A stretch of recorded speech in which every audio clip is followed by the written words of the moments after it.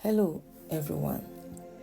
Welcome to Friday, the 10th of October 2025. I will be reading as usual from UCB, United Christian Broadcasters Daily Devotional in audio version. Today's topic says, Grace when you need it most. You will find grace to help us when we need it most. Hebrews chapter 4 verse 16 from the New Living Translation. During World War II, Corrie ten Boom and her Dutch family hid many Jews from the Nazis.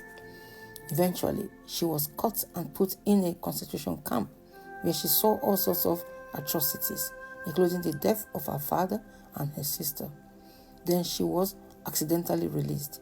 She never became bitter. She even forgave the man who killed her relatives.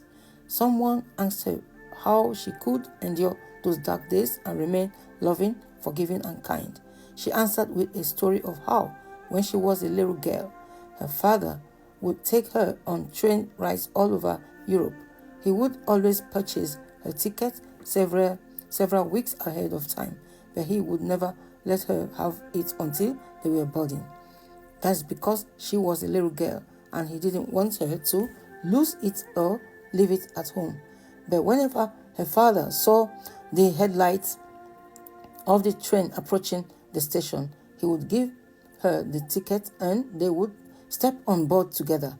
Corrie said, "The reason you can't fathom how I could forgive the person who killed my family, how I could not be filled with bitterness, is because just like my father and our train tickets, God doesn't give us the grace we need until we are able to step on board.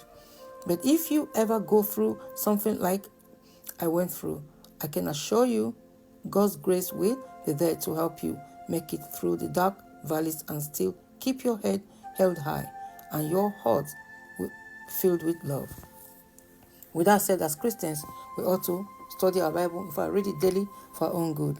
So today's readings will be from the book of Psalm, chapter 133, Proverbs chapter 9, Ecclesiastes chapter 9, Jeremiah chapter 15, 2 Samuel chapter 15, and Haggai chapter 1, and lastly, the book of Genesis chapter 5.